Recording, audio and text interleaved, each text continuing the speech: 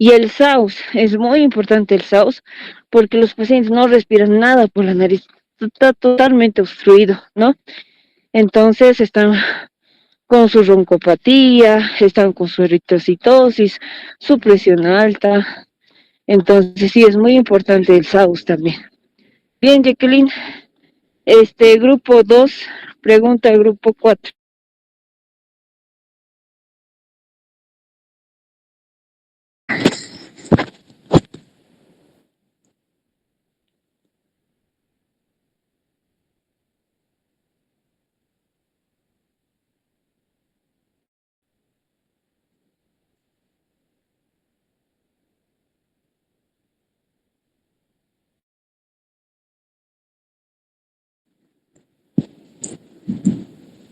Bueno, una pregunta sería, ¿cómo actúan los corticoides intranasales? Ya está muy bien.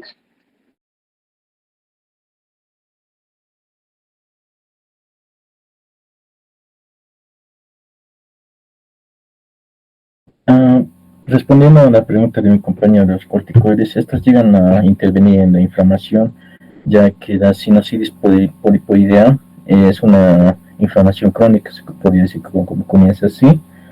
Estos corticoides llegan a intervenir en la inflamación, interviniendo algunos factores para que esta inflamación siga y ya no hay este acúmulo de moco que se puede ver. Más o menos. No han hablado sobre el sistema TH2, que es el sistema inmunológico que se activa en las causas de alergia. Alguien, y es donde es su origen, ¿no? El TH2 es un sistema de una familia policlonal de linfocitos, interleucinas, que se activan en caso de alergia. Entonces los corticoides intranasales van ahí a actuar, a inmunomodular la alergia. Interleucinas, citocinas, extravasación de líquido, ¿ya? Entonces, van a leer y a la próxima va a ser tarea. Quiero que me hablen del TH2, que es el sistema de la alergia, ¿no? TH2, porque hay el TH1 y el TH17. El TH2, y así ya es presencial, voy a recoger sus tareas. Ya, pregunta grupo 3 al grupo 4.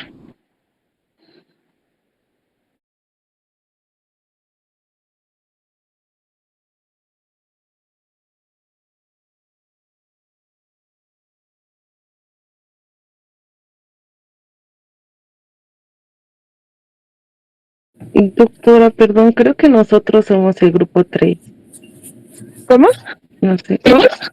Nuestro grupo que está exponiendo es el grupo 3. No es el grupo 4. No, doctora. Ya. Grupo 4, entonces, pregunta al grupo 3.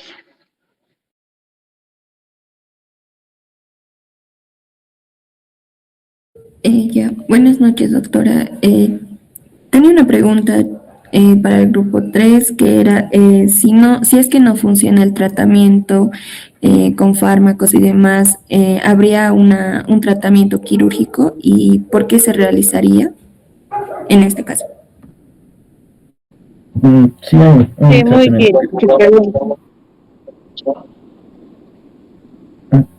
sí, un tratamiento quirúrgico en la exposición se ha recalcado la endoscopía nasosinusal, pero en estos casos solo se recomienda en pacientes que no estén actuando bien los corticoides o haya alguna complicación de por medio. Entonces, en ahí es optable la cirugía. Sí, está muy bien, Hans. Sí se hace la cirugía endoscópica nasosinusal, que se hace con ópticas que ingresan a la nariz y nosotros vemos a través de pantallas. Con el instrumental, lo principal que tenemos que hacer es abrir el complejo osteometal. Como abrimos sacando pólipos, sacando la posición ciforme, hacer la antrostomía, etmoidectomías, etcétera, ¿no? Depende de cómo está invadiendo los pólipos. Pero sí hay que tener mucho cuidado porque los pólipos, en la mayoría de los casos, están adheridos a la papiracia. Y si nosotros jalamos, vamos a jalar la pared interna de la órbita. Entonces nos vamos a llevar una pared de la cavidad orbitaria y posteriormente el ojo, el globo ocular va a tener una enoftalmía. Se va a entrar y podemos provocar parálisis del músculo abducen. Entonces tienen una oftalmoplegia del abducen. Es una de las complicaciones que se ven en este tipo de cirugías. Pero sí, ¿no? En caso de que el paciente no mejore ni con tratamiento de desensibilización, etcétera, sí se opta por cirugías endoscópicas. Ya, ahora sí, grupo 5, pregunta al grupo 3. Está bien, doctor. Hay algunos, no sé si hay criterios clínicos, bueno, cuáles hay que determinan que un paciente, digamos, no ha respondido bien al tratamiento médico y es candidato a la cirugía. Está muy bien, es el protocolo. Bueno, en base a los pasos a seguir, ¿no? Para que un paciente sea candidato, lo primero que vemos es el tratamiento a corticoides. Si no hay una resolución ante estos tratamientos de medicamentos, se hace la desensibilización, lo que la doctora mencionaba. La desensibilización es una aproximación al paciente de forma progresiva de la dosis de todos los medicamentos del ácido acetilsalicílico, ¿no? Para que podamos ayudar para también para que vaya a lo que es la inhibición de la COX-2, ¿no? O de todo lo que es la cascada de inflamación. Esto nos ayudaría, bueno, en pacientes que tengan ese tipo de alergia, ¿no? O rechazo a los medicamentos antiinflamatorios, ¿no? Esto es de forma rápida puede hacerse la desensibilización, pero también hay otro método que es un método más lento, que nos dice que podemos hacer la aproximación al paciente para que llegue en 3 días a su tolerancia a dosis, ¿no? Y si frente a esto ya no hay una respuesta, entonces lo que podríamos seguir es recién a la cirugía. Pero si es que durante este periodo no ha habido una resolución y luego nuevamente ha podido salir otro pólipo, el pólipo nasal, entonces podemos decir que este es recidivante, ¿no? Y puede ser ya candidato para una cirugía. También completando otro factor que nos puede indicar la cirugía es una obstrucción nasal severa, complementando lo que ha dicho mi compañera. Ya está bien. ¿Quién ha preguntado? Yo, doctor, Hola. del grupo 5. Ya. Entonces, sí, está muy buena tu pregunta porque para el tratamiento de una rinitis o una sinusitis folicoidea es la siguiente. Lo primero que nosotros hacemos es dar antihistamínicos. Es la primera línea que damos junto con corticoides nasales, ¿ya? Si no responden mínimo de 3 meses que tenemos que esperar, pasamos a la segunda línea. La segunda línea es utilizar corticoides sistémicos. Puede ser de depósito como la betametasona o puede ser la dexametasona, pero tiene que ser mínimo 3 dosis día por medio o interdiario, etcétera, ¿no? Entonces, eso hacemos, ¿no? Entonces, utilizar lo mismo en la segunda línea es antihistamínicos, spray nasal más corticoides sistémicos. Los corticoides sistémicos, según el protocolo, que es el protocolo de sinusitis que utilizamos, que es el EPOS, es que debemos utilizar máximo 3 veces por año, ¿no? Puede ser enero, junio y diciembre, digamos. Más de eso no se puede utilizar. Si hemos utilizado más de 3 veces, dice que no responde y vamos a la tercera línea. En la segunda línea, no solamente podemos utilizar corticoides sistémicos, podemos utilizar o corticoides bioral, que es la prednisona, ¿no? Que se hace bolos, el bolo corticoideo, ¿no? Se da una dosis máxima, dosis kilogramo peso y se va reduciendo, ¿no? Más o menos que dura de 10 a 12 días este bolo corticoideo. Y este igual se utiliza 3 veces por año, o sea, 3 veces al año, no más de 3 veces al año, ¿ya? Si pese a eso no ha respondido, pasamos a la tercera línea. La tercera línea ya es la desensibilización, como decía la Jacqueline. Se hace esa desensibilización a dosis alta, por ejemplo, si es alérgica a la aspirina, dosis altas y luego hasta que su sistema inmune tolere, ¿no? La desensibilización no lo hace un otorrino, lo hace un alergólogo o un inmunólogo. Ellos tienen que hacerlo, ¿ya? Si pese a eso no responde, la cuarta línea es los anticuerpos monoclonales.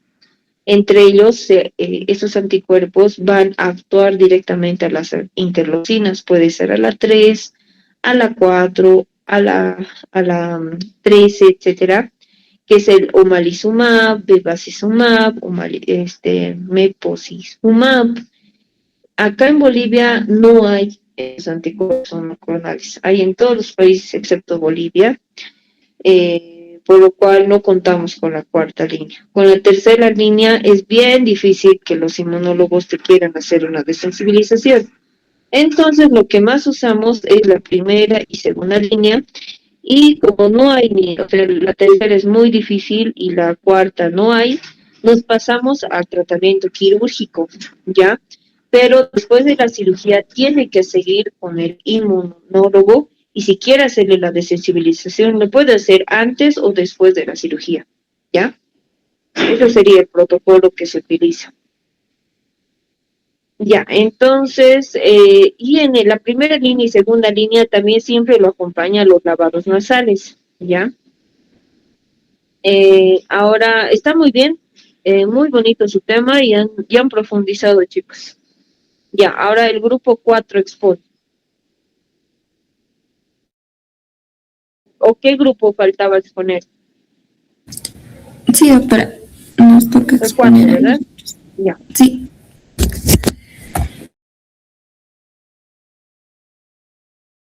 Hasta mientras, ¿tienen alguna duda, pregunta de sinusitis polipoidea? Nada, ¿no? Sí, doctora, una pregunta. En la Ya. sinusitis polipoidea, doctora, ¿cuál es su contenido y cómo es que se forma? Porque Ya. viene la imagen que es como una bolsita. No sé si nos puede explicar. Exacto. Ya, en cuanto a su etiopatogenia, o sea, ¿por qué se forma en unos sí y en otros no? Más que todo se ha investigado que es algo genético, ¿no? Por ejemplo, el síndrome de Santer es algo genético. Es decir, que ellos heredan esa activación o esa hipersensibilización que tienen los basófilos y los mastocitos de liberar exageradamente histamina, citocinas, etcétera.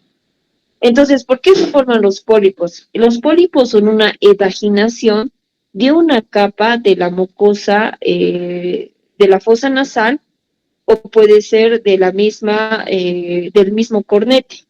El origen de los pólipos se da en el complejo osteomatal, en su mayoría de porcentaje de frecuencia. Otro origen tiene en el techo, que sería la cribosa de la fosa nasal.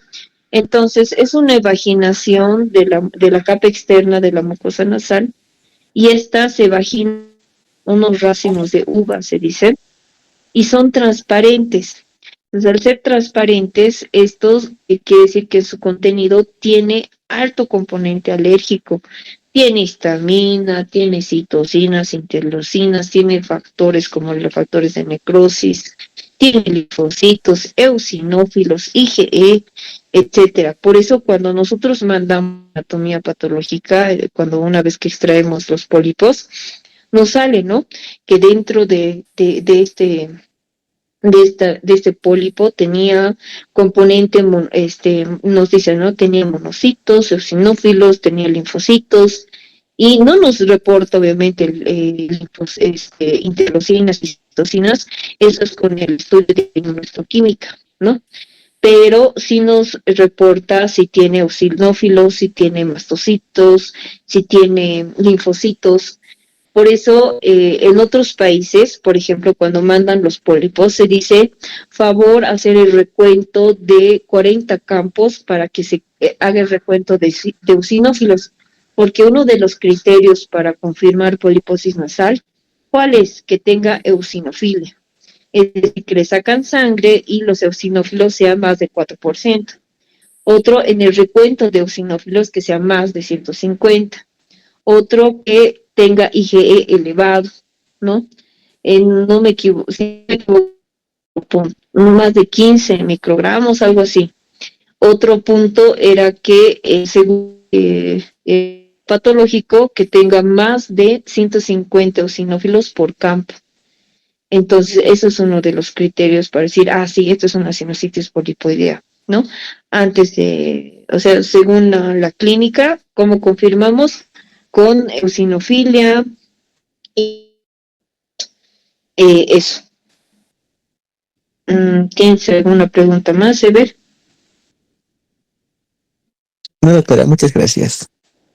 Ya, entonces es una bolsa de procesos alérgicos, ¿ya? Ahora sí pueden continuar, grupo 4. Ya, buenas noches, doctora, buenas noches, compañeros. Al grupo 4 nos ha tocado exponer epistaxis, los participantes en pantalla, y este es el cuadro que realizamos en el aula y vamos a ir detallando mediante diapositivas cada pregunta.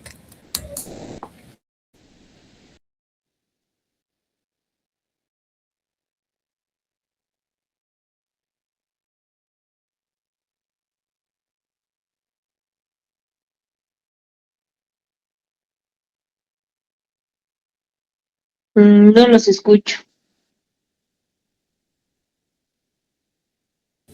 Es que la diapositiva no se quiere cambiar. Ya, solucionen, tranquilos.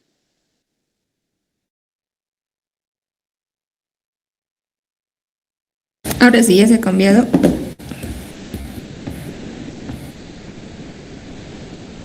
No, sigue en introducción. Ay, no, perdón. Ya, Presentación. ahora sí. Sí, perdón, doctora, estaba en el otro Canva. Ya, ahora sí. Ya bien, en la primera pregunta era identificar los componentes que se señalan en la imagen, bueno, en la que nos había pasado. Y bien, hacías referencia, hacía alusión a lo que era el plexo de Kesselbach y el plexo de Woodruff. Bien, el plexo de Kesselbach se va a ubicar en la mucosa del septo o del tabique nasal, que lo ven allá. Está en el cuadrante anterior inferior del tabique. Nos explicaba la doctora que se mueve el área del Lidl, si no me equivoco, y se sitúa por encima del vestíbulo nasal. Sus componentes son la arteria etmoidal anterior, la arteria etmoidal posterior, la arteria esfenopalatina, la arteria, la rama facial de la arteria, no, la rama de la arteria facial, que es la arteria labial, y la arteria palatina mayor. Luego tenemos el plexo de Woodruff, que está a la derecha, cuyos componentes arteriosos van a ser la arteria esfenopalatina, rama de la arteria cavidad externa, las arterias palatinas posteriores o laterales y ramas de la arteria faríngea ascendente. La importancia va a ser que el plexo de Kesselbach se ve afectado en las epistaxis anteriores y el de Woodruff en las epistaxis posteriores.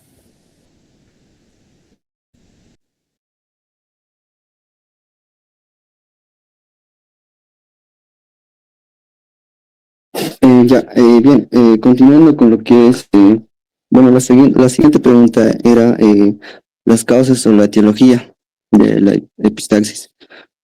Bueno, como podemos ver en la imagen, esto lo divide o lo subclasifica, ¿no? Puede ser por causas locales, por causas sistémicas, por causas ambientales o asociado a drogas o fármacos. Bueno, lo que es las causas locales, vamos a tener lo que son los traumatismos o microtraumatismos. Por ejemplo, cuando una persona se manipula en la cavidad nasal, puede generar un traumatismo.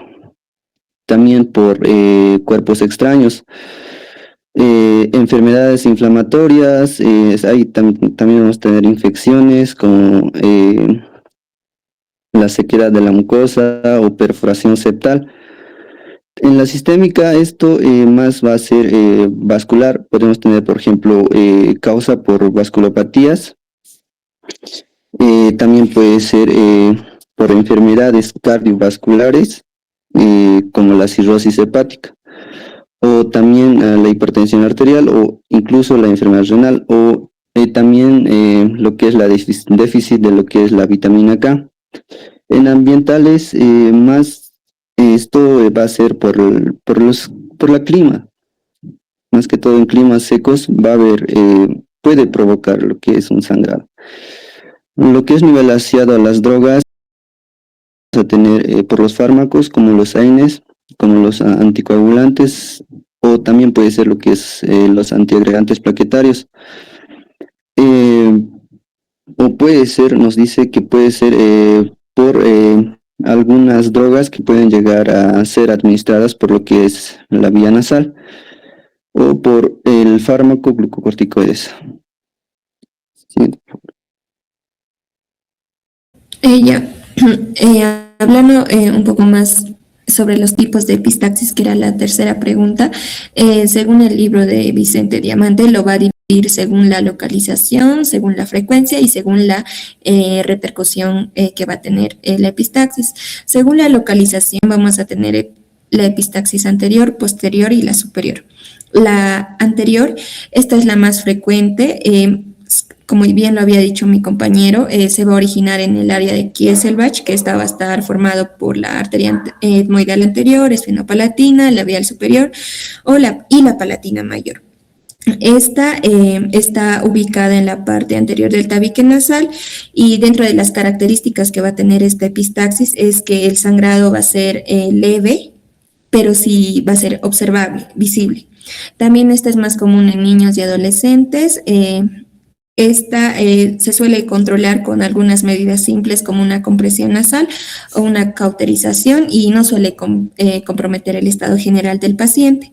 En una epistaxis posterior, esta es menos frecuente a comparación de la anterior, pero sí es más grave. La sangre va a salir por ambas fosas nasales a comparación de la anterior, que solo era por una fosa nasal. Y también en la posterior la sangre suele irse hacia la faringe.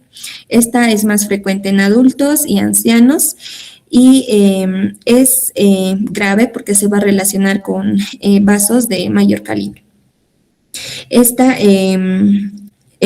puede llegar a producir alguna alteración hemodinámica, como una anemia o un shock hipovolémico. Ahora, la epistaxis superior, que no se encuentra en todos los libros, nos dice que esta, más que todo, en esta epistaxis se van a afectar las arterias etmoidales anteriores, y tiene algunas características similares hacia la epistaxis posterior, porque el sangrado va a ser más profundo y de un difícil control. Esta es más frecuente también en adultos y jóvenes, y puede requerir algún manejo especializado. Ahora, según la frecuencia, tenemos la epistaxis única y la epistaxis recurrente. En la epistaxis única es cuando el primer episodio de sangrado va a ser el primer episodio de sangrado nasal que va a presentar el paciente. Y también esto se relaciona con algunas causas locales que ya ha mencionado mi paciente, mi compañero, como el traumatismo o la irritación de la mucosa nasal. Y la epistaxis recurrente, esta es cuando ya el paciente tiene episodios repetidos de sangrado y hasta suele asociarse a hipertensión arterial o alguna alteración de la coagulación. Ahora, según la repercusión general, se va a dividir en epistaxis leve, moderada y grave. La epistaxis leve es cuando el sangrado es poco, también va a ceder rápidamente o espontáneamente y no va a alterar el estado general del paciente. La epistaxis moderada, esta sí ya va a requerir un mayor tratamiento, como un taponamiento nasal o una cauterización, y no va a producir también un compromiso general del estado general.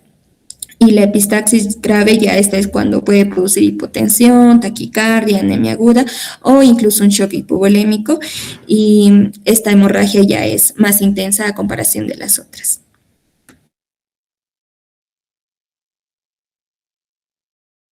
Ya continuando con la pregunta 3, habla sobre los tratamientos. En este caso, primero vamos a tener como medidas generales lo que vamos a colocar el paciente en posición semi-Fowler. De eso vamos a realizar lo que es una limpieza y una rinoscopía anterior.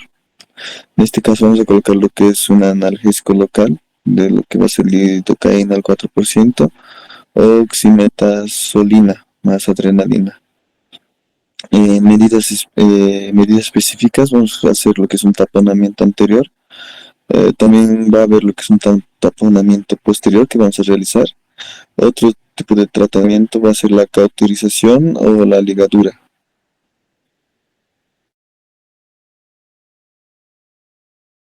Bien, vamos a continuar hablando sobre el taponamiento nasal anterior. Si bien este va a ser un procedimiento que vamos a usar para poder controlar lo que es una epistaxis anterior mediante lo que va a ser la compresión directa, ¿no?, de los vasos sanguíneos de la cavidad nasal. Como lo había mencionado al principio, lo vamos a ocupar especialmente en lo que va a ser el plexo de Kieselbach. Ahora, el objetivo que esta va a tener, por supuesto, es el de comprimir el sitio de sangrado, también el de poder favorecer lo que es la formación del coágulo y, por supuesto, detener lo que va a ser una hemorragia, ¿no? En cuanto a lo que va a ser las indicaciones para esto, si bien puede ser en una epistaxis anterior que va a ser persistente, en un fracaso de comprensión digital también. Y bueno, en cuanto a lo que son los materiales, como en pantalla podemos ver, podemos ocupar lo que va a ser una gasa de vaselina larga. Esta puede ser un tamaño de 1 a 2 centímetros de ancho. La pinza de bayoneta, el espéculo nasal y lubricante. Ahora, los medicamentos que vamos a ocupar en esta puede ser la lidocaína tópica o también la adrenalina. Ahora, en cuanto a lo que va a ser la posición del paciente, pues a le vamos a pedir o le vamos a posicionar en sedestación con la cabeza ligeramente inclinado hacia adelante y bueno, le vamos a informar a nuestro paciente si tiene dolor o molestia y bueno, en cuanto a lo que va a ser la sensación de lo que va a ser la presión. Y bueno, para ello vamos a colocar un algodón embibado con lo que va a ser la lidocaína y el vasoconstrictor. Esto en un tiempo de 5 a 10 minutos. Como ya les había indicado, esta va a ser con el objetivo de poder disminuir el dolor y reducir el sangrado. Posterior a ello, la gasa lubricada la vamos a introducir paralela a lo que va a ser el piso nasal, desde adelante hacia atrás. Prosiguiendo, la gasa la vamos a acomodar en capas de posterior a anterior y de igual manera de inferior a superior. Y bueno, también Se menciona que esta se puede realizar en modo de un acordeón compacto, lo cual va a ocupar lo que va a ser el piso nasal y lo que era la región septal. Y bueno, como dice el paso número 4, para ello vamos a hacer una verificación donde vamos a evaluar lo que va a ser la ausencia del sangrado anterior y la ausencia de sangre en lo que va a ser la orofaringe, ¿no? Y en el paso 5, en lo que va a ser la fijación, en esta vamos a ver lo que es la asa de manera externa con lo que va a ser el esparadrapo y por supuesto la pinza de seguridad, esto para poder evitar lo que es el desplazamiento, ¿no? Y bueno, siguiente, por favor, Brenda. Ya, en cuanto a lo que es el taponamiento posterior, esta va a estar mucho más destinado a lo que va a ser poder controlar lo que son las hemorragias posteriores mediante lo que es la compresión de la región coanal y nasofaringe. Entonces, las indicaciones para estas van a ser una epistaxis posterior, el sangrado abundante hacia lo que es la orofaringe y el fracaso de taponamiento anterior. Para ello vamos a ocupar una sonda Pole, una jeringa, agua destilada, gasa, pinzas y también los lubricantes, ¿no?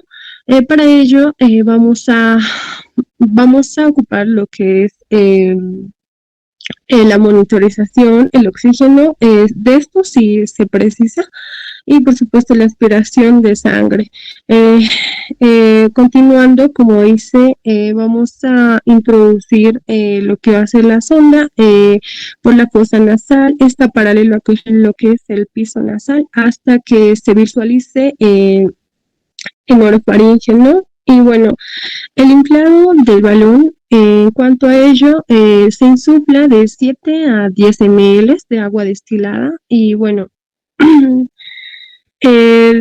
también, como como está en pantalla, la tracción posterior lo vamos a traccionar suavemente hasta impactar lo que va a ser el balón en lo que es la coana, con el objetivo de comprimir la nasofaringe y los vasos posteriores y también la arteria esternopalatina. Y bueno, nos menciona ahí también la fijación anterior, la zona se fija externamente con lo que va a ser con pinza, ¿no? Ahora, el taponamiento anterior complementario, esta va a ser frecuentemente, se puede agregar un taponamiento anterior, puede ser bilateral porque el balón posterior solo no controla lo que va a ser completamente lo que es la hemorragia, ¿no? Y bueno, podemos pasar al siguiente.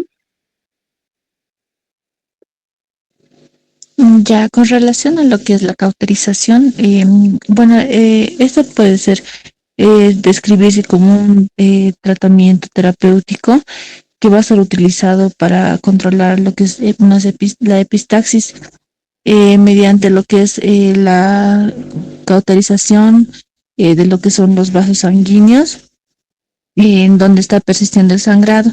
Entonces, lo que vamos a hacer es, se realiza lo que es, se identifica primero lo que es el punto del sangrado y que es frecuentemente lo que es en el plexo de Keichelbach. Este procedimiento va a consistir en aplicar lo que es una sustancia química. Podemos utilizar lo que es el nitrato de plata o también hay otro procedimiento que es ya con el electrocauterio, que también igual va a ayudar lo que es a cauterizar y parar lo que es el sangrado. Lo que vamos a hacer es cauterizar lo que es la venita afectada. Tenemos dos tipos de cauterización, que puede ser la química y lo que es con el electrocauterio. En la química se usa lo que es el nitrato de plata y en el electrocauterio se usa lo que es el electrocauterio. Siguiente, por favor. Ya, también tenemos lo que es otro tratamiento alternativo que es la ligadura. Eh, Esta ligadura es una ligadura vascular que va a ser un procedimiento quirúrgico que está destinado que es a controlar una epistaxis severa y persistente mediante lo que es una oclusión de la arteria que está sangrando, ¿no? Las más frecuentes tenemos lo que es la arteria etmoidal y lo que es la arteria maxilar. Este tipo de procedimiento va a consistir en identificar lo que es el vaso arterial que está afectado y mediante lo que es la ligadura se va a hacer una, un clipado, ¿no? Y la coagulación de esta venita para parar lo que es el sangrado de esta arteria. Tenemos diferentes tipos de complicaciones, como ser una parestesia transitoria o una diplopía podría presentar en relación con este procedimiento. Es un tratamiento invasivo, ¿no? Y que necesita más procedimiento y que solamente se realiza por un médico que sea de la especialidad. Eso es, doctora, con relación a lo que es el tratamiento y la última pregunta de nuestro tema. Muchas gracias.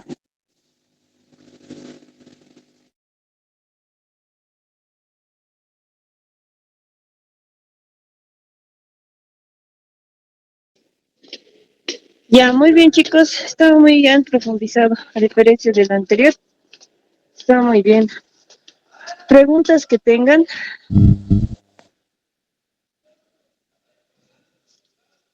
Ya, yo les voy a preguntar. En caso de que un paciente un paciente venga con leucemia, una niña, por ejemplo, de 15, ¿qué es lo primero que hace?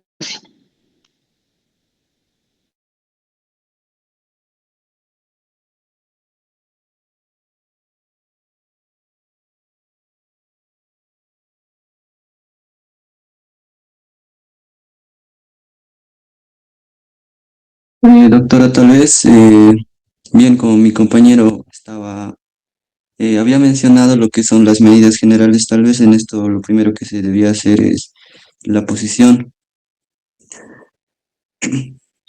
y posterior a esto, mm, hacer una presión tal vez más o menos de 10 a 15 minutos. Mm, Araceli. Doctora,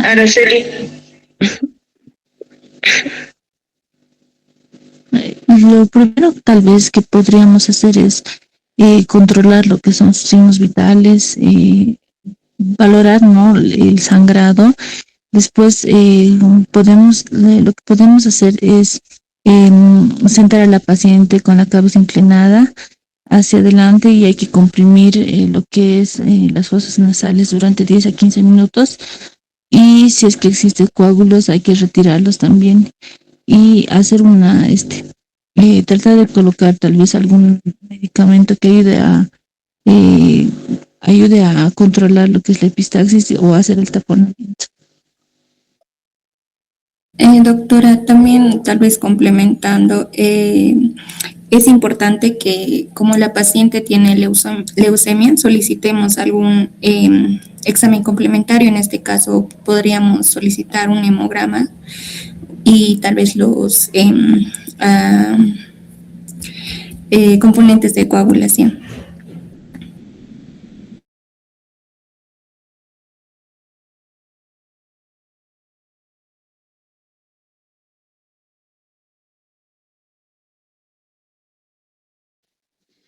Ya, entonces, pacientes con leucemia sí o sí vienen con trombocitopenia, linfocitopenia, su INR elevadísimo, mala coagulación. Entonces, ¿qué es lo que hacen como otorrinos? Ya han visto sus signos vitales y todo eso, el ABC, ¿verdad? Pero ahora, ¿qué hacen como otorrinos? ¿Le cauterizan?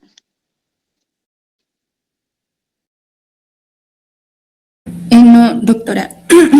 Creo que lo que debemos de hacer es realizar la compresión por unos 10 a 15 minutos y si ya es que no cede, se hace el taponamiento anterior que ya lo habían explicado mis compañeras y tenemos que evitar de cualquier modo la cauterización porque es contraindicado, si no me equivoco, en estos pacientes. Claro, en pacientes con coagulopatías no se cauteriza porque es como que estuvieras iniciando más el sangrado, porque no es un problema de un vaso, es un problema de la sangre como tal.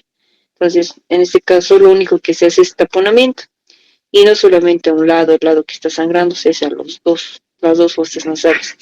Y en esos pacientes, lo normal es que un tapón se quede 3 días.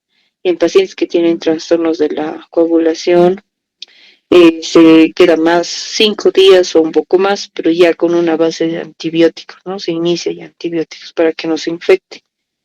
Entonces, el tratamiento es netamente taponamiento anterior, ¿ya? Ahora sí, grupo 1 pregunta al grupo 4.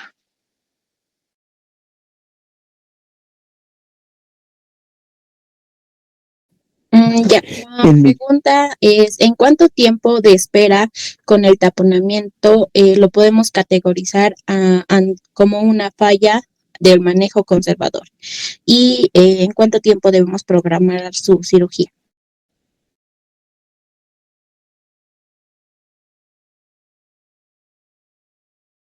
Disculpe, ¿puede volver a repetir, por favor, la última parte? Ya, ¿en cuánto tiempo debemos esperar para categorizar lo que es el taponamiento como una falla del manejo conservador y en cuánto tiempo debemos programar su cirugía?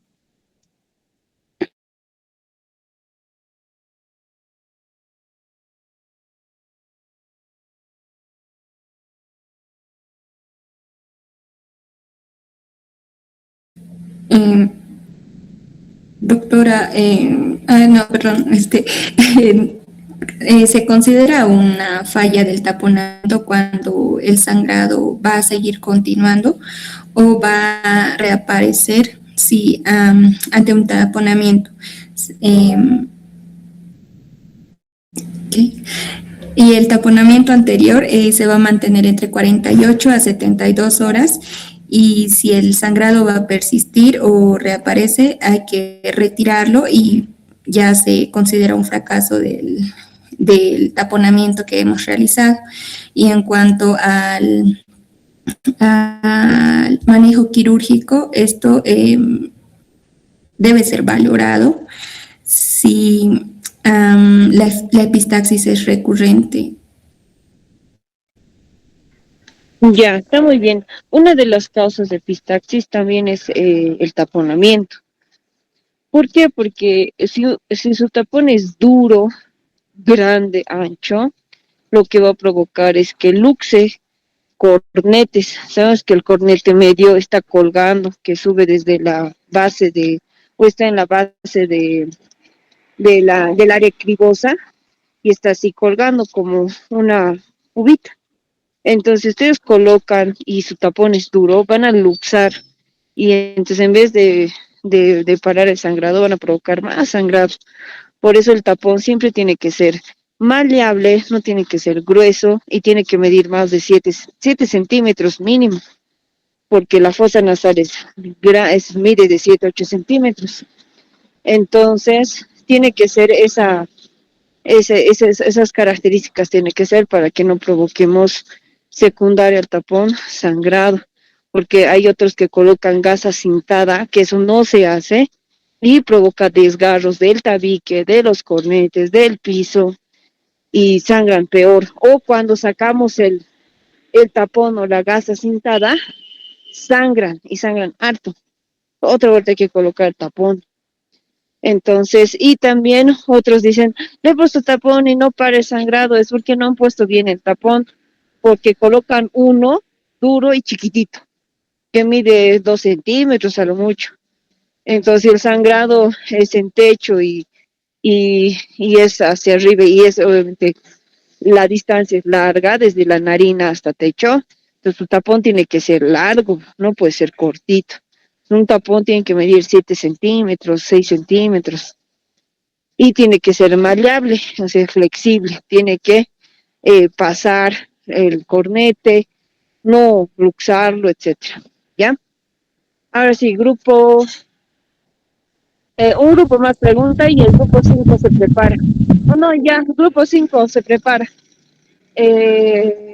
Su presentación, denle a Edson y presenta.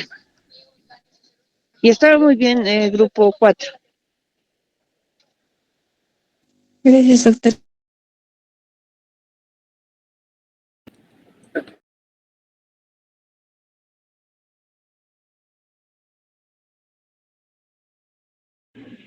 Buenas noches, ¿se escucha? Sí, se escucha.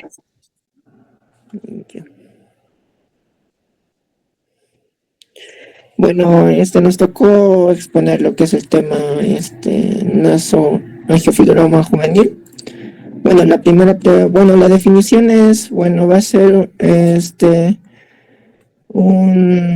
se define como un tumor benigno. A pesar de que sea benigno, va a ser agresivo por la expansibilidad o la erosión a diferentes partes. La primera pregunta es, anatómicamente, ¿dónde se localiza? Se va a originar, a partir de las células mesenquimales en el foramen esfenopalatino. Pero van a erosionar, anteriormente a la cavidad nasal o las coanas, lateralmente a la fosa pterigopalatina o fosa infratemporal o espacio masticatorio. Y por la superior, en la base del cráneo o foramen rotondo o canal pterigoideo o seno cavernoso. Posterior y superiormente es, hacia los senos esfenoides o la silla turca. Inferiormente al paladar blando. Y por último, que es la orbitaria, a la fístula orbitaria inferior. Siguiente diapositiva. En epidemiología, esta va a afectar mayormente a lo que es a los hombres, porque va a ser un estrógeno dependiente. Y va a ser una prevalencia de 1 a 5,000 casos. Y generalmente esto se afecta en edades presentes en la pubertad, de 9 a 19 años. En cuanto a la etiología, esta se va a presentar, dicen que va a ser de origen celular, por las células de lo que son las células del foramen esfenopalatino. También va a tener lo que es otra etiología, que es andrógeno dependiente, que ya lo habíamos dicho, y otra que es los factores moleculares y por último los factores genéticos. Siguiente.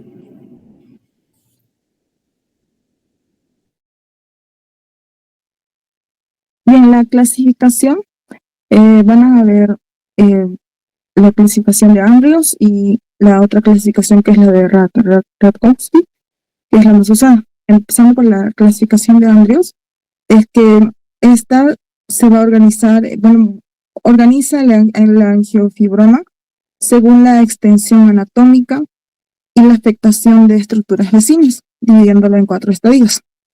El estadio 1, el tumor se encuentra limitado en la cavidad nasal y la nasofaringea, por lo que no va a haber invasión de otras zonas ni daño óseo. En el estadio 2, el tumor se extiende e invade la fosa esfenopalatina, la fosa maxilar, así como los senos paranasales, etmoidales y esfenoidales. En esta etapa ya se produce destrucción o daño en los huesos que forman estas regiones. El estadio 3 indica que el tumor afecta la fosa infratemporal o la región orbitaria, es decir, el ojo y sus estructuras.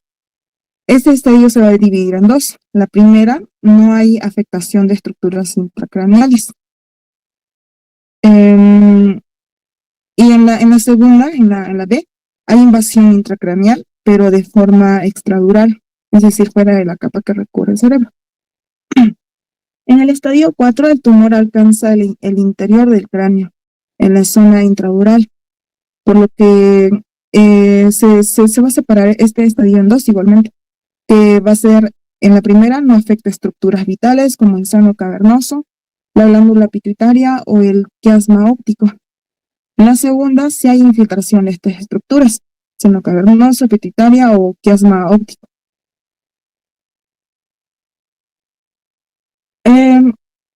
La segunda clasificación, que es la estadificación del sistema Radkowski, es más detallada y divide el tumor en estadios y subgrupos, basándose en la localización exacta y el grado de extensión. El estadio 1A, el tumor está limitado a la cavidad nasal o la nasofaringe, igual que el estadio 1 de Andrews. En el estadio 1B, a diferencia del 1A, en este caso el tumor ya compromete al menos uno de los senos paranasales, por lo que se ha extendido hacia estas cavidades. En el siguiente estadio, que es el 2A, hay una extensión mínima del tumor a través del agujero esfenopalatino, con un compromiso lateral muy pequeño hacia la fosa pterigomaxilar. En el estadio 2B, el tumor ocupa completamente la fosa pterigomaxilar, además que se desplaza hacia adelante y hacia atrás. El músculo maxilar interno puede extenderse hacia arriba o causar erosión en los huesos de la órbita. En el estadio 2C, el tumor se extiende hacia la fosa infratemporal o hacia atrás hasta las estructuras pterigoideas, es decir, los huesos y músculos de la zona posterior de la mandíbula. En el estadio 3A, se produce erosión en los huesos de la base del cráneo, pero con una extensión intracraneal muy pequeña o mínima. En el último estadio, que es el 3B, se produce erosión en los huesos de la base del cráneo, pero con una extensión intracraneal muy pequeña o mínima.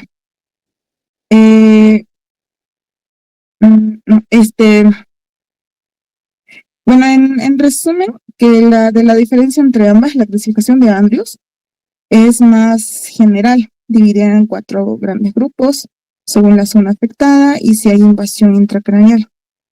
Y la clasificación de Radkowski es más específica, con más subgrupos y detalla con mayor precisión el grado de invasión de zonas intermedias, como la fosa pterigomaxilar y el tipo de afectación ósea e intracraneal. Ya, bueno, ahora en la clínica, la presentación clínica depende del tamaño y la extensión del tumor. Va a tener lo que es una tríada clásica. No se ve su pantalla, chicos.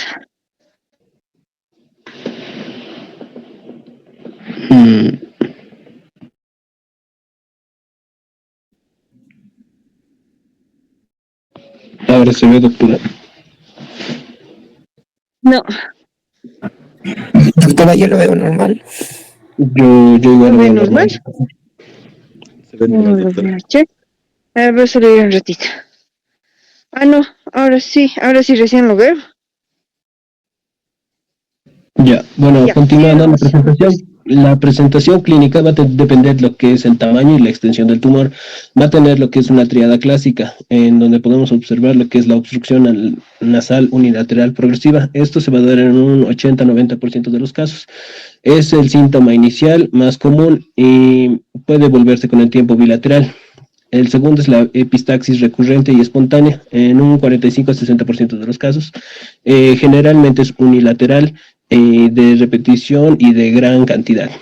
Y también tenemos lo que es la rinolaria cerrada, que este es la alteración del timbre normal de la voz, causada por lo que es la obstrucción del paso del aire a través de las fosas nasales durante lo que es la fonación. También vamos a tener otros síntomas según la extensión, como ser la rinorrea mucopurulenta, esto debido por una sinusitis secundaria al bloqueo del drenaje. También vamos a tener lo que es una masa nasofaringea visible en una rinoscopía, tanto anterior y posterior se va a observar. Esto va a ser una tumoración lobulada, es firme, de color rojo, grisáceo o púrpura. También tenemos síntomas óticos, dependiendo de la extensión del tumor. Puede presentarse lo que es una otitis media serosa y una hipoacusia conductiva. También va a tener el paciente síntomas orbitarios, como lo que es una proptosis y una diplopía. Y síntomas neurológicos también puede presentar el paciente, como ser la afectación de pares craneales y cefalea. Ya en casos más graves puede haber una deformidad facial, un ensanchamiento nasal y lo que es conocido como el signo de la cara de rana, que es un abombamiento de las mejillas.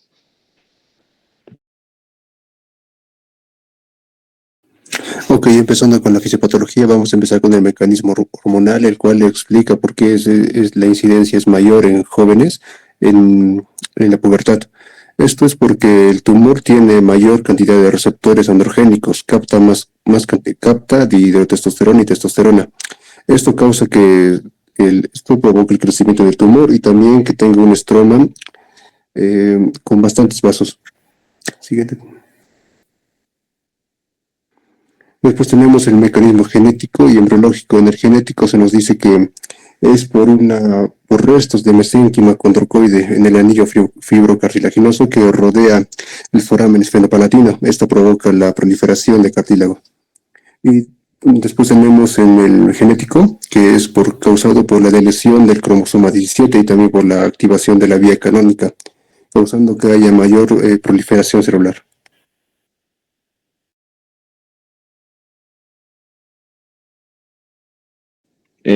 Continuando con parte del tratamiento, se menciona que la cirugía o el tratamiento quirúrgico para el angiofibroma nasofaringeo juvenil es el tratamiento definitivo, en el cual o como objetivo tiene la resección completa del tumor. El abordaje se va a determinar en base al estadio tumoral, en base a las clasificaciones ya mencionadas. En este caso vamos a hacer uso de la clasificación de Andrews. Se va a dividir en dos como tal, el abordaje endoscópico y el abierto. Y también hay un tercero que es el combinado. Como tal, el abordaje endoscópico se menciona que se puede realizar a partir del estadio 1 y 2 de Andrews, mientras que el abierto es superior a estos. Como tal, el tratamiento endoscópico consta por medio de la endoscopía, que se extiende más allá de lo que son los límites habituales, se incluye una apertura de lo que es el seno esfenoidal a partir de la fosa pterigoidea maxilar o incluso desde la base del cráneo. Y mientras que, como tal, esa es una de las endoscópicas, y mientras dentro de lo que son las abiertas que se dividen más, como la adinolateral y la de Blobskin, o mediofacial o transfacial. Como tal, la adinolateral se realiza en tumores con extensión a la fosa infratemporal o los senos maxilares, mientras que la mediofacial se realiza más que todo en tumores con extensión en la anterior o mediofacial. Dentro de lo que es en la siguiente diapositiva, por favor. Aquí tenemos dos ejemplos. En la izquierda es una cirugía mediofacial y la de la derecha es la adinolateral. En la mediofacial, como tal, se realiza una incisión oral en la submucosa, más que todo en el vestíbulo superior. Esto es entre el labio superior y la encía. Y como tal se va a despegar lo que es la piel de la cara hacia arriba para poder exponer el macizo facial. Mientras que en la adinolateral se realiza una incisión externa en el costado de la nariz. Mencionaba que era a lo largo de lo que es el surco nasolabial o el ala nasal, para permitir un acceso a lo que es a la cavidad nasal y el seno maxilar y el seno nasofaringeo. Siguiente. Ya, muy bien, doctores, han explicado, han profundizado también. Ahora sí pregunta, ¿cuál es la principal hipótesis de la formación de un tumor del nasoangiofibroma? La principal.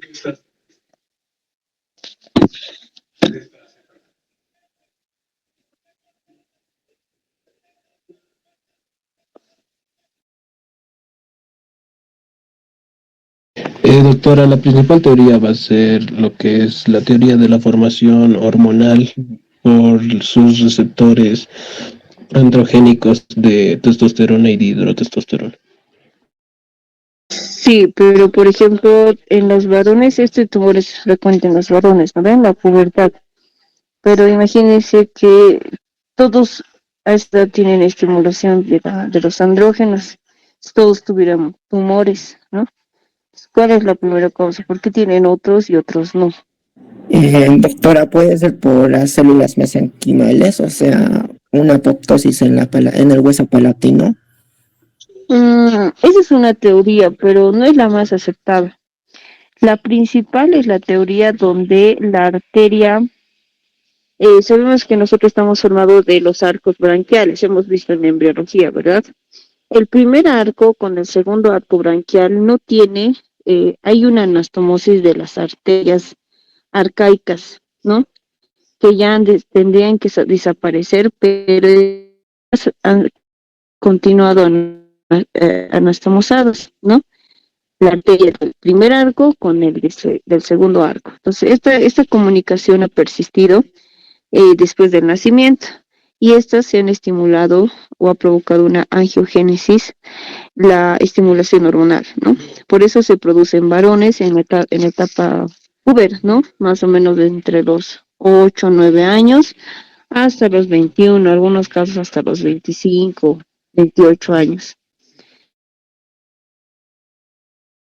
Eso, porque esta comunicación no se ha perdido, que debería perderse en la etapa embrionaria intrauterina. Entonces ha nacido con esta comunicación y ha crecido por la estimulación hormonal, ¿no? Entonces no se van a olvidar la primera hipótesis. Ahora sí, grupo 4 pregunta al grupo 5. ¿Tiene alguien alguna pregunta, duda de todo el tema? Ahorita lo puede hacer.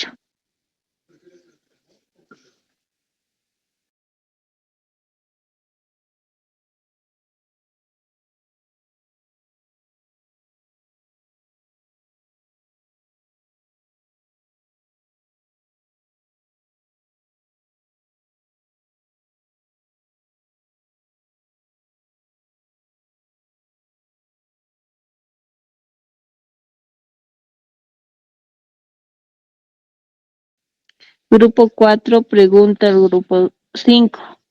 Si no, el grupo 5 va a preguntar al grupo 4.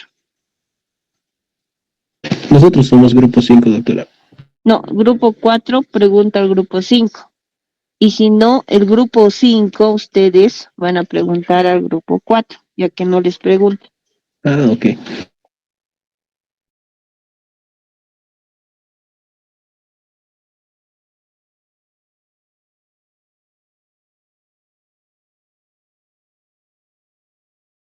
Una pregunta, ¿estará indicada o contraindicada la biopsia en este tipo de patologías?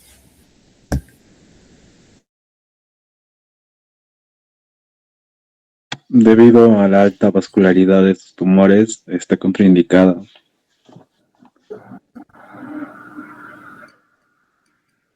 Bueno, debido a la ausencia de músculo liso vascular, bueno, hasta, como lo había dicho mi compañero, está contraindicado, porque es altamente vascularizado.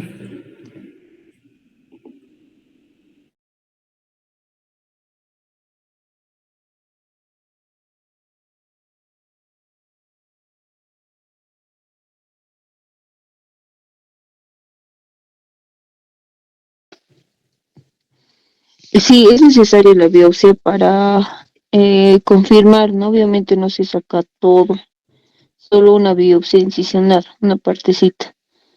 Si eso se confirma, ya se planifica la cirugía. Como estaban hablando, la cirugía abierta ya no se utiliza actualmente porque han visto es invasiva, traumática y de larga recuperación porque hacen la abertura de la región facial, de la región palatina. Actualmente se hace la cirugía endoscópica, ¿no? Donde con puertos, con ópticas ingresa el tumor hacia la región hispano-palatina y se hace la resección de todo su origen, ¿no? Pero antes se prepara al paciente, por eso muchas veces se hace biopsia antes de realizar la cirugía como tal. ¿Por qué? Porque si en el caso de la resonancia y la tomografía no sale que, o sea, no está, o sea, no confirman realmente si es un tumor, el angiofibroma, entonces sí, en esos casos que no están confirmados ni por resonancia ni tomografía, en esos casos sí se hace biopsia, pero si en la tomografía y en la resonancia dice altamente vascularizado, villos de capilares, etcétera, en la región esonopalatina, entonces ya se sospecha que sí es eso, ¿no? Se tiene algo, algún documento legal para que sí, sabemos que es eso, pero si está como que dudando, sí se hace la biopsia. ¿Por qué? Porque para hacer una cirugía de este tipo, se tiene que hacer primeramente una embolización de la arteria maxilar para que baje la vasculatura y no nos tengamos una gran cantidad de sangrado. O si en el otro caso también se tiene que preparar al paciente con paquetes globulares, porque puede perder grandes cantidades, entonces tenemos que tener 4 o 5 paquetes ya intraoperatorios para así hacer la transfusión, porque si nos centramos sin eso, el paciente puede morir en quirófano, ¿ya? Ya, muy bien tu pregunta, grupo 4. Ahora, última pregunta, grupo 2, pregunta al grupo 5.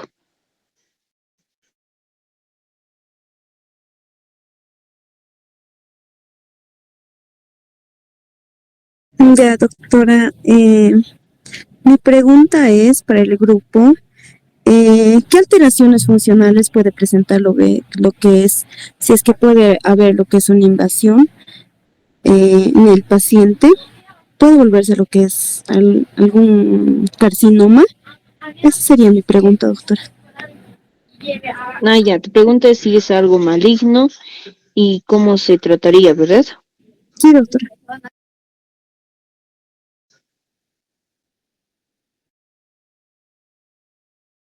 Bueno, en caso de que sean agresivos, son benignos, pero si son agresivos, puede llegar a invadir lo que son los cornetes nasales, el tabique nasal. Y bueno, respecto al carcinoma, mis compañeros explicaba que sí es posible, debido a que tienen un ligero epitelio recubriendo lo que es la masa tumoral. Y este, como es altamente sobreexpresado en los factores de neogénesis, puede haber a cierto punto una transformación maligna, pero no es muy común. Este tumor tiene un componente de malignidad, pero es del 0,1%. Este es considerado un tumor benigno, pero tiene características malignas, como los pólipos nasales, ¿saben?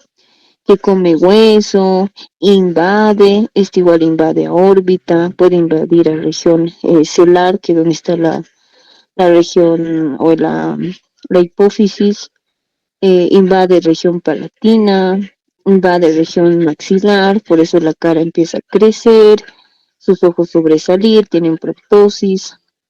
Entonces, y si este invade, pero se caracteriza, o sea, es un tumor benigno. Ya tiene, como le decía, 0,1% de malignidad. Entonces, para decir que hace metástasis, etcétera, no. Pero lo malo es que va invadiendo. Chicos, ¿tienen alguna pregunta, duda? Doctora, ¿hay algún fármaco, digamos, como para reducir el volumen tumoral o algo así?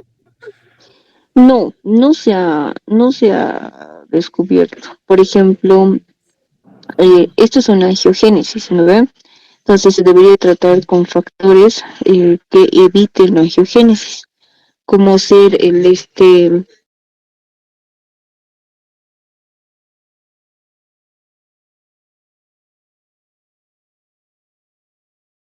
No, pero hay el Avastin, que es el...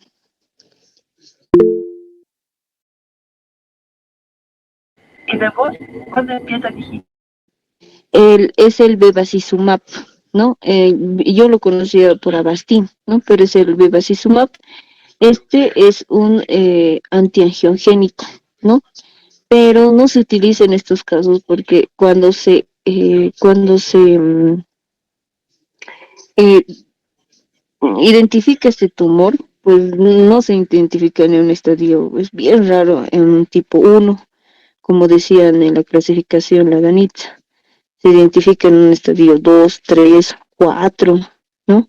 En esos casos imposible que un antiangiogénico pues lo pueda combatir, ¿no? Sí se puede utilizar para evitar que crezca después de la resección, pero no como un tratamiento. El de gol estándar es el tratamiento quirúrgico. ¿Tienen alguna duda, pregunta más?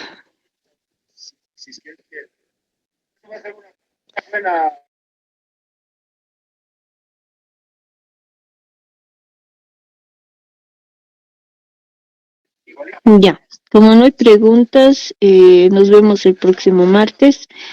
Eso sí, tienen tarea. La tarea va a ser que me expliquen y dicten todas las arterias colaterales y terminales de la carótida externa, como también de la carótida interna.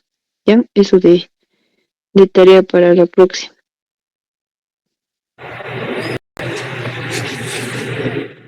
Listo, nos vemos el próximo martes.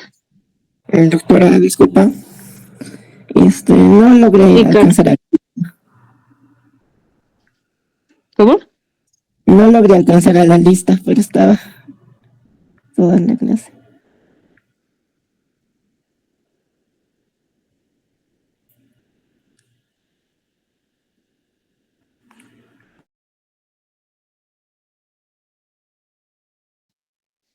¿Cuál es tu apellido, Carlos?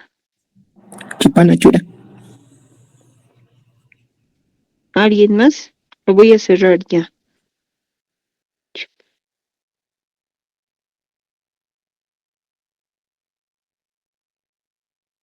Ya. Listo, chicos, nos vemos el próximo martes. Gracias, doctor. Hasta luego. Hasta luego. Hasta luego.